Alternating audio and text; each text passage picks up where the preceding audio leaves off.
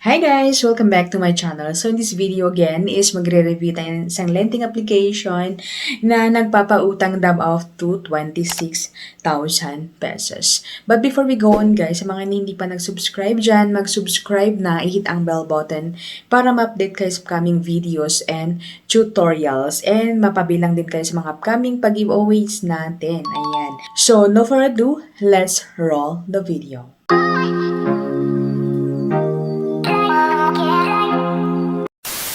Welcome and welcome back to my channel. So in this video nga guys, is magre-review tayo ng isang lending application.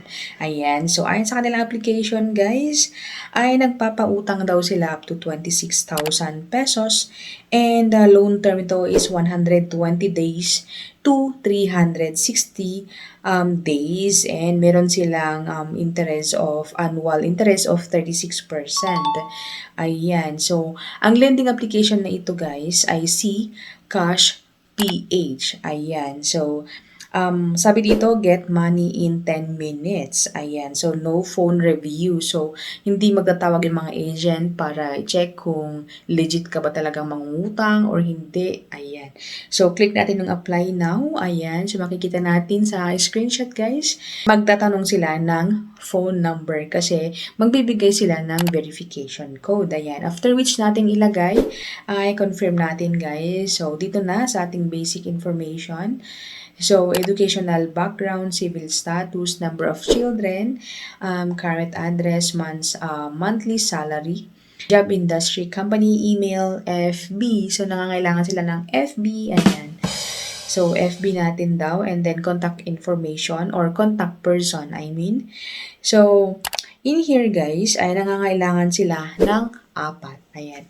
So, apat na contact person. So, first daw is ang ating relative and second is relative. So, pwede yung kapatid siguro, ayan, or ating parents. But, before we go on guys, ay wag muna kayong mag-download guys. Check muna natin kung legit ba sila or hindi. Ayan, okay?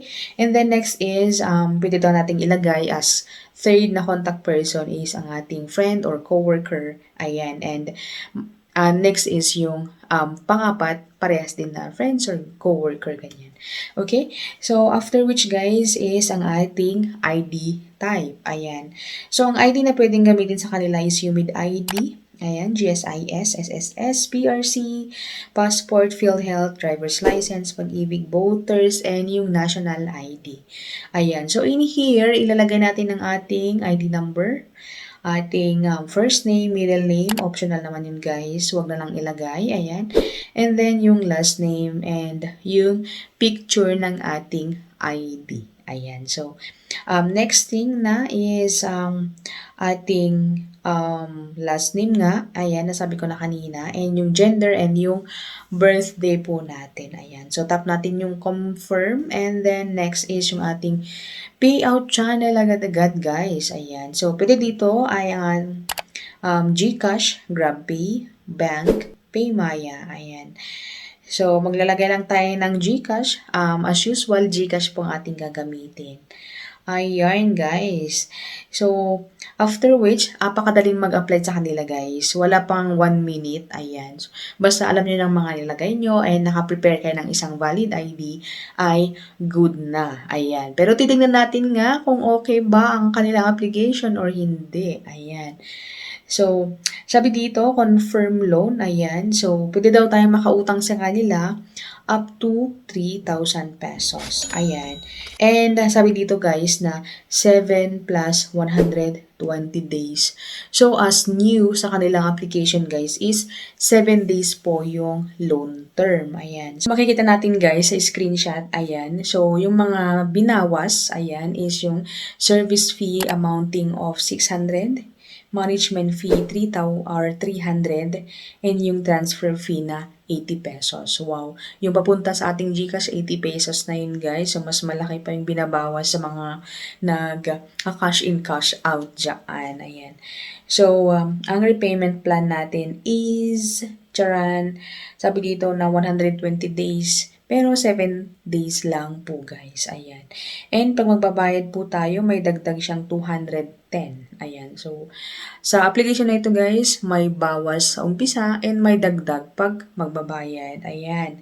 So, 300 or 3,210 yung kabubuan na babayaran natin sa kanila. So, yung utangin daw natin as a summary is 3,000. Marireceive natin 2,020. And pag magbabayad po tayo, 3,210. Ayan. And then, ang next repayment after 120 days is 60 pesos. Bagamat sa unang repayment natin guys, ay bayad na po tayo. Ayan. Ayon sa akin yun guys ha.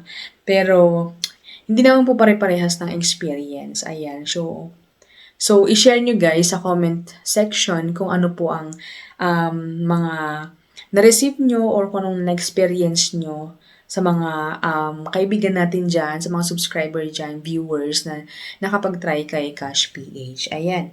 So, ayun guys. And then sabi dito, payout channel, GCash syempre. And meron silang overdue penalty of 150 pesos. Ayan. And overdue interest, 90 per day. So, medyo kalakihan nga guys. So, ayun guys, si Cash PH guys. So, ano masasabi nyo? Okay ba sila or hindi?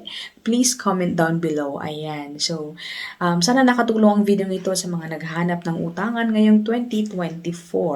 Comment down below din kung anong mga gusto nyo pang application na ating i-review. See you next time.